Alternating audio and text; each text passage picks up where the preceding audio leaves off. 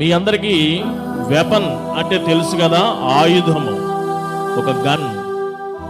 కొన్ని వస్తువులు అవి మంచివి అని చెప్పలేము, చెడ్డవి అని కూడా మనము చెప్పలేము. ఆ వస్తువులు ఒక వ్యక్తి వాడుతున్నప్పుడు ఆ వ్యక్తి యొక్క ఉద్దేశము, ఆ వ్యక్తి యొక్క నడిపింపును బట్టి అది మంచిదిగాను లేదా చెడ్డదిగాను అప్పుడు మనము డిసైడ్ అవుతాం.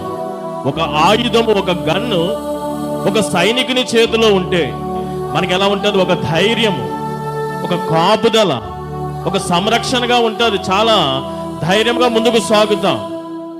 అదే ఆయుధము, అదే వెపన్, అదే గన్ను ఒక తీవ్రవాది చేతిలో ఉంటే, ఒక ఉగ్రవాది చేతిలో ఉంటే, మతి స్థిమితము లేనటువంటి ఒక సైకో చేతిలో ఉంటే అప్పుడు మనకి ధైర్యంగా ఉండగలుగుమా?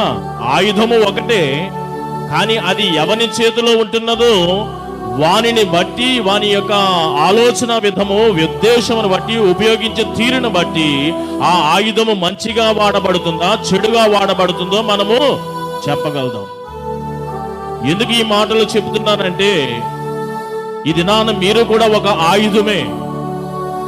మీరు కూడా ఒక ఆయుధాలతో సమానమైనటువంటి వారు. మీ గురించి వెతుకులాట జరుగుతున్నది, మీ గురించి వెతుకులాట జరుగుతున్నది. నీ కొరకైన అన్వేషణ, నీ కొరకైనటువంటి అన్వేషణ, నీ గురించి వెతుకులాట జరుగుతున్నది.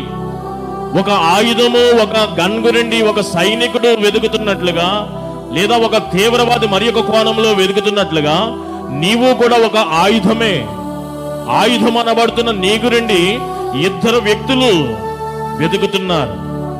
ఒకరేమో పరలోకపు తండ్రి తన ప్రియకుమారుని పంపించి మనలను వెతికింపజేస్తున్నాడు.